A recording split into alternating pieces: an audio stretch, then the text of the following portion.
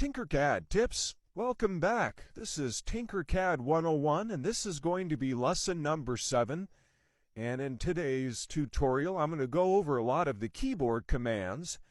If you've missed any of my prior lessons in TinkerCAD 101, just click on my bio picture, and if you look back in the videos just before this one.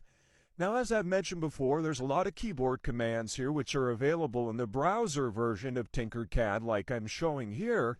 And if you ever want to know what all those keyboard commands are, you can simply go to Google, type in TinkerCAD keyboard shortcuts, and the first link that you'll see will be this one. It'll take you to this page where all these keyboard commands are. There's also a couple of PDFs here that you can click on and bring those up and print them out on a piece of paper to slip underneath your keyboard. So let's jump back over to TinkerCAD here. So let's start with the first keyboard command, the letter F, or focus. And what it's used for is to help you bring in the point of view to a particular object. For instance, if I click on this cone and I hit the letter F, it changes the focus so that I can more easily orbit around that particular part. Indeed, anything that I click on it, hit the letter F, brings the focus in. I can do the same thing with multiple items. For instance, if I select the 2 of those or the 3 of those and hit F, it'll bring them all into focus. If I back up and hit Control A, which is select all, and hit F, the focus comes in so that I can see all of those. Next keyboard command I want to go over is Control G, or group. We also have a button for that up here, and you do grouping by selecting 2 or more objects. We'll select these 3 here just for an example, and let's go ahead and do a little moving here. Let's overlap some of these, put this hole in the middle of it here. If I select the 3 of those and hit Control B, that'll be a bundle group, which I've talked about. Shift Control G will ungroup, and Control G will group. Notice now with a grouping or the union group that hole has been cut into those solids and they've become the same color. Again, Shift Control G to ungroup. Next keyboard command is H and S, whole and solid. Let's take this half sphere here, for example. Let me zoom in a bit here. If I click on that and hit the letter H, it becomes a whole shape. If I hit S, it becomes a solid again. Whole, solid. Now, along with the H, there's also Control H, which is hide and unhide. So let's take this particular object here, and while I have it selected, if I hit Control H, that particular object will be hidden from the workspace or the work plane here.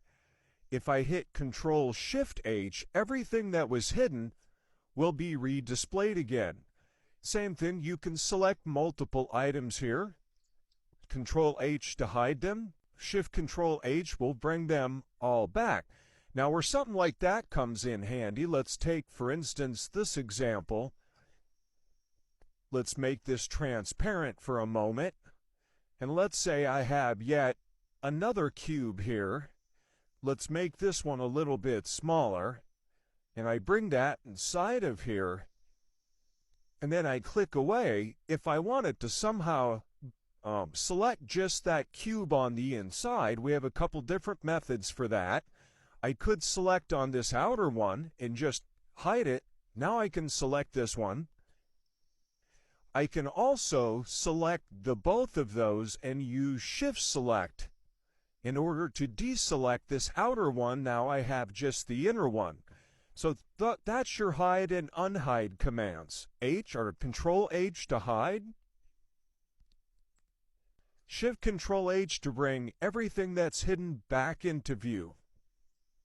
Along those same lines is the L command, or lock. You can select an object and hit L, or actually Control L, will lock that object. Notice that it turned purple there. You get the little lock symbol up here. That basically means now that I'm not able to move this object around. It's going to be stuck right where it's at. Control L again, and now it's unlocked. Next one we have is W, work plane. Now this one here, I've shown you before in the prior lessons. If I select, out here, I can hit W to get the work plane tool. Once I have the work plane tool, I can put it on the side of something, on the front of something. I can come around here, put it here. Now the work plane is oriented to the side of that. I can also go up here and use this little icon, which is the same as hitting W. The letter E is show work plane for a particular object. So for instance, let's select this half sphere. If I hit the letter E, now I get the work plane for that object. I can click on this one here and I get the work plane for it. That's the letter E.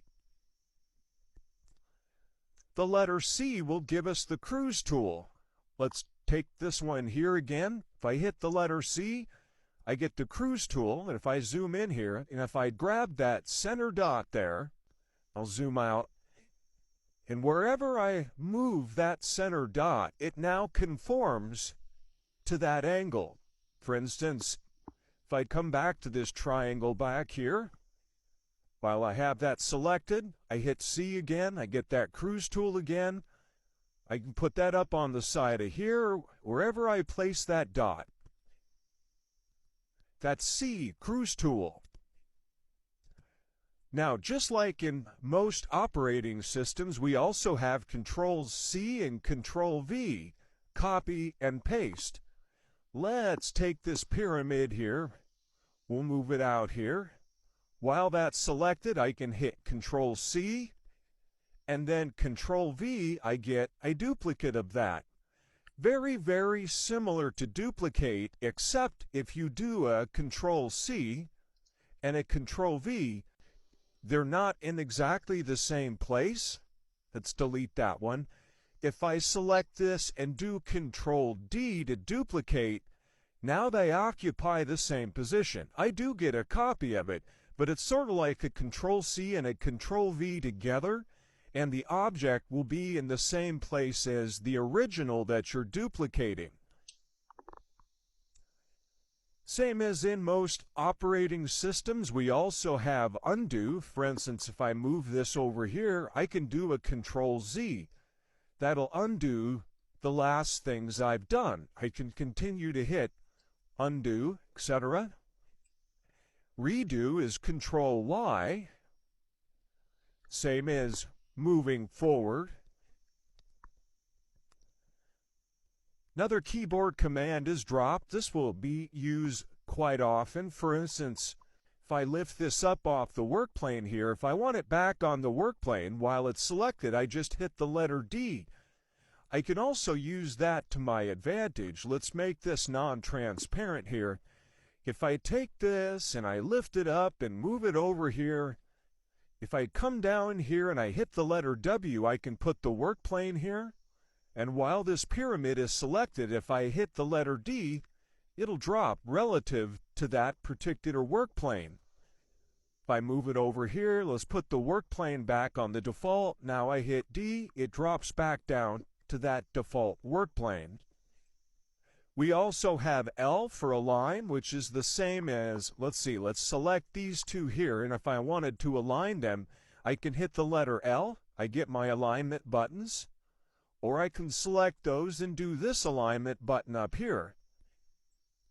Keyboard L is the same thing.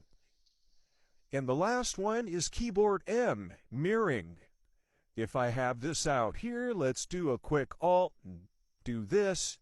It'll be tough to see here, but if I hit the letter M, this will be mirrored.